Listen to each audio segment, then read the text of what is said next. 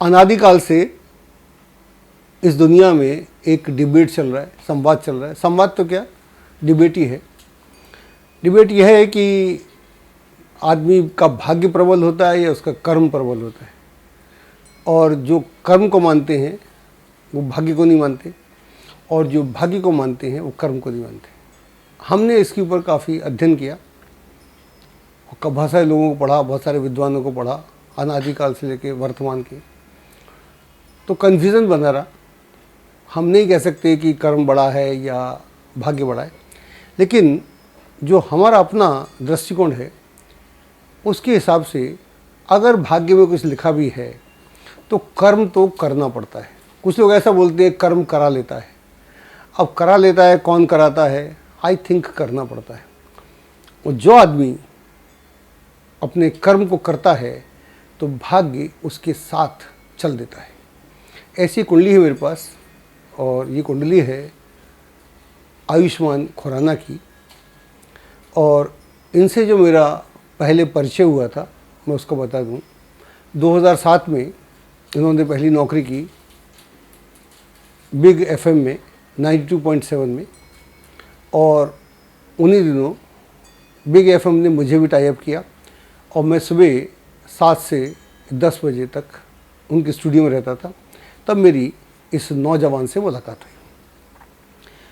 तो वहाँ पर मैं सुबह रहता था एज ए ज्योतिषी। तो ये चलता रहा, साल 2 साल तक कार्यक्रम चलता रहा। तो लगभग रोज़ ही मिलना हुआ। मैंने देखा ये लड़का बहुत शाई है लेकिन बहुत योग्य है, और कभी ये गिटार बजाता था, कभी कुछ। तो देखा तो टैलेंट देखा। इसी बीच इस बालक ने मुझे अपनी कुंडली दिखाई। तो कुंडली देखी, इसके बाद मालूम पड़ा कि इनके फादर भी न्यूमरोलॉजिस्ट हैं, ज्योतिषी हैं। तब तक मैं जानता नहीं था। उसके बाद मेरा उनसे भी मिलना हुआ। ये लोग चंडीगढ़ से हैं। तो ये कुंडली है, और इस कुंडली की थोड़ा बात करते हैं, फिर मैं इनकी कैरियर की बात करता हूँ। कुंडली जो है, कुंडली कन्या लगनी कुंडली है ये। तो कुंडली इस प्रकार है। लग्न में शुक्र है, द्वादश में सूर्य है, बुध है, द्वितीय भाव में शनि है, तृतीय भाव में मंगल और केतु हैं, चतुर्थ में गुरु है, और अष्टम में चंद्रमा है, और नवम में राहु है। अब कैरियर की बात करने से पहले कुछ बातें बोलूं। कुछ ग्रह जो सीरीज़ में है ना, बहुत बढ़िया है। जैसे सूर्य है यहाँ पर 12वें घर में, अपनी राशि का है। तो अपनी राशि का और बुध के साथ, लग्नेश के साथ, हालांकि बहुत अच्छा नहीं होता, उसकी हम बात बाद में करेंगे। और उसके बाद में शुक्र है, वो नीच का है। लेकिन अगर उसके बाद हम देखें तो जो शनि है वो उच्च का है, और मंगल है अपनी राशि का है, और जो गुरु है अपनी राशि का है, और जो राहु है वो भी उच्च का है। क्योंकि कुछ लोग टॉरस में मानते हैं, कुछ लोग मिथुन में मानते हैं, लेकिन मैं टॉरस में भी उसको मानता हूँ। और सूर्य अपनी राशि का है। तो इतने अगर ग्रह हों तो कुंडली में क्या क्या होना चाहिए। तो इनका जो कैरियर है उसकी शुरुआत मैं बात कर रहा हूँ 2007 की एफएम दिल्ली की।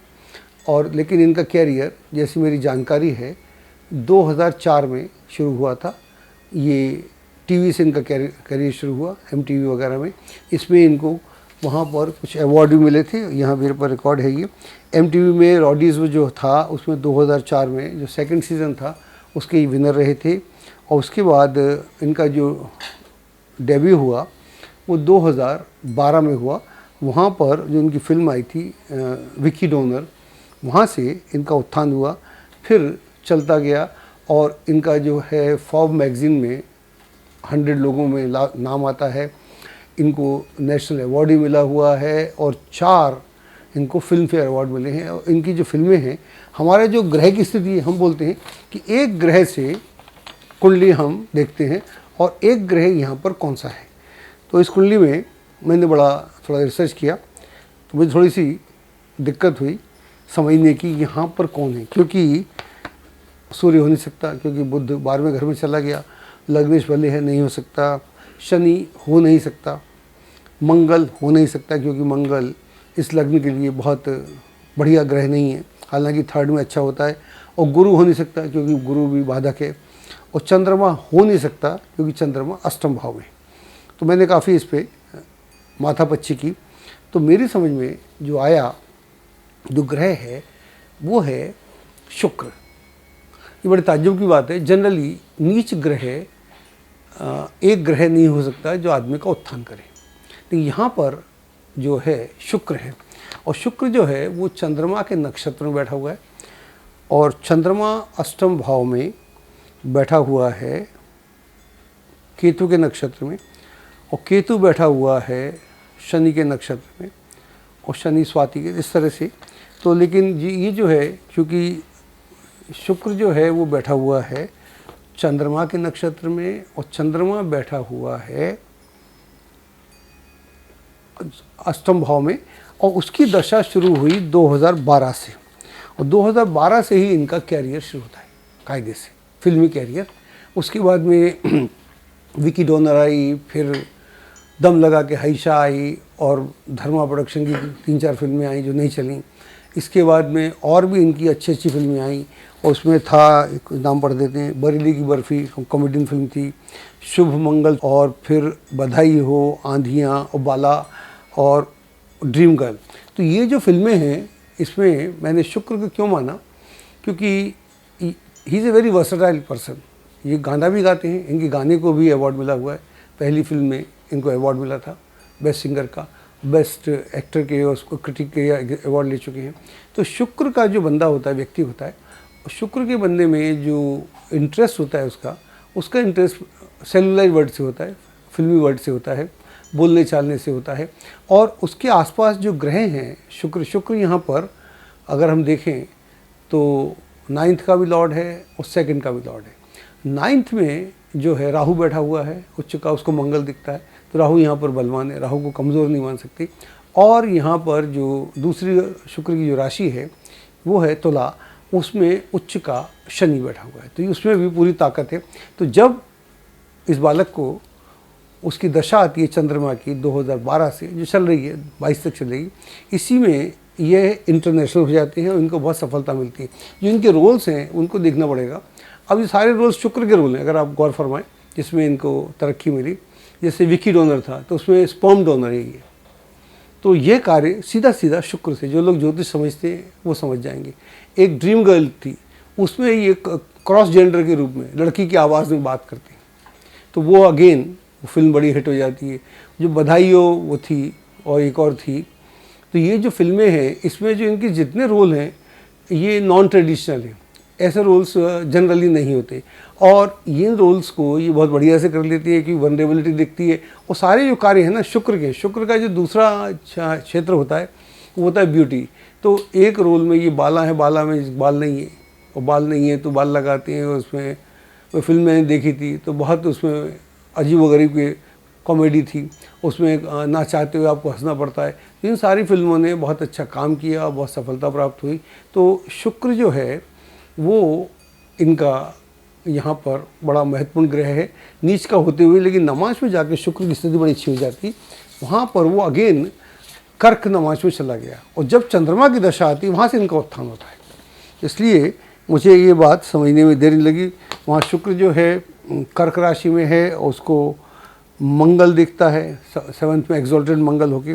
तो सारे जो रोल्स हैं वो शुक्र के हैं, और ये फलता कब है, जब ये चंद्रमा की दशा आती है। हालांकि चंद्रमा की दशा कर्क लगन के लिए बहुत अच्छी नहीं होती, और चंद्रमा ये अष्टम भाव में बैठा हुआ है, तो चंद्रमा को फल देने का कोई मतलब नहीं बैठता। लेकिन अगर कुंडली का जो मेन ग्रह है, जो वैसे भी शुक्र जो है कारक होता है कन्या लग्न के लिए, Lord of 9th and Lord of 2nd, लग्न में बैठ के बुध के घर में ख़राब नहीं होता। बुध हालांकि 12th हाउस में है, 12th हाउस में सूर्य के साथ जाकर वहाँ पर भी बुद्धादित्य राजयोग बनाता है। शनि उच्च का है, शनि भी पार्षदी कारक तो है ही यहाँ का, लॉर्ड ऑफ 5th होके। और वहाँ पर अच्छा मंगल जो है, मंगल 3rd हाउस में केतु के साथ है, उसे कोई दिक्कत नहीं है। और जो गुरु है वो 4th भाव में है, और 4th भाव में वो भी अपनी राशि में है। 4th भाव में जब गुरु होता है, बृहस्पति होता है, तो यहाँ पर बाधक बोलते हैं।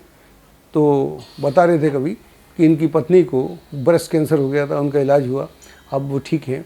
तो कहने का मतलब ये हुआ कि गुरु जो है वो अपना नेगेटिविटी दिखा रहा है, बाकी ग्रह भी दिखा रहे हैं, लेकिन जिस दशा में उन्नति नहीं करना चाहिए, क्योंकि चंद्रमा अष्टम में बैठ के देख उसको कौन रहा है, देख तो उसको शनि रहा है, तो शनि की दशा में शनि के एस्पेक्ट के बाद चंद्रमा को बल नहीं मिलता।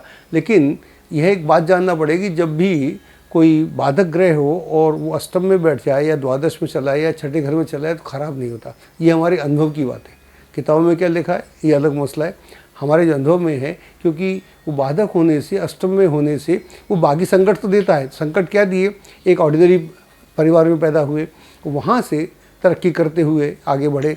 तो पहले ये ऐसा बताते भी हैं कि जब ये स्कूल में पढ़ते थे, ड्रामा में इंटरेस्टेड थे, यहाँ से बॉम्बे जाते थे ट्रेन में, तो गाते गाते निकल जाते थे। तो वहीं से लोगों से जो लोग गाना सुनते थे प्रसन्न हो गए, कोई खाना खिलाता था, कोई चाय पिलाता था। तो ये भी दौर है। तो कहने का मतलब ये अपनी दम पे खड़ा होना। फादर ज्योतिषी हैं तो उन्होंने इस फील्ड में तो मदद कर नहीं सकते, तो आदमी को अब स्ट्रगल करना पड़ता है, अपनी दम पे करना पड़ता है। और जब मंगल तृतीय भाव में हो तो आदमी घबराता नहीं है, डरता नहीं है, और उसमें पूरी रिस्क लेने की ताकत होती है। तो एंकर, रेडियो एंकर बने, पहले तो जॉकी बने, रेडियो जॉकी, फिर एंकर बने, एंकर बन के क्रिकेट का इन सब का काम किया, फिर एक्टिंग किया। ऐसे बहुत कम लोग हैं जो ज़ीरो से हीरो की यात्रा करते हैं, और आज ये बहुत सफल लोगों में गिने जाते हैं। और 2020 में अगेन इनको फॉर्ब मैगज़ीन में इनका नाम देखा गया।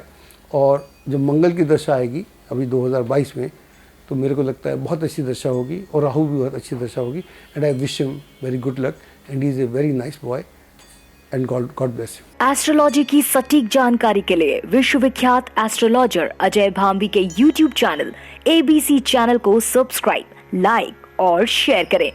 लेटेस्ट अपडेट के लिए बेल के बटन पर जरूर क्लिक करें।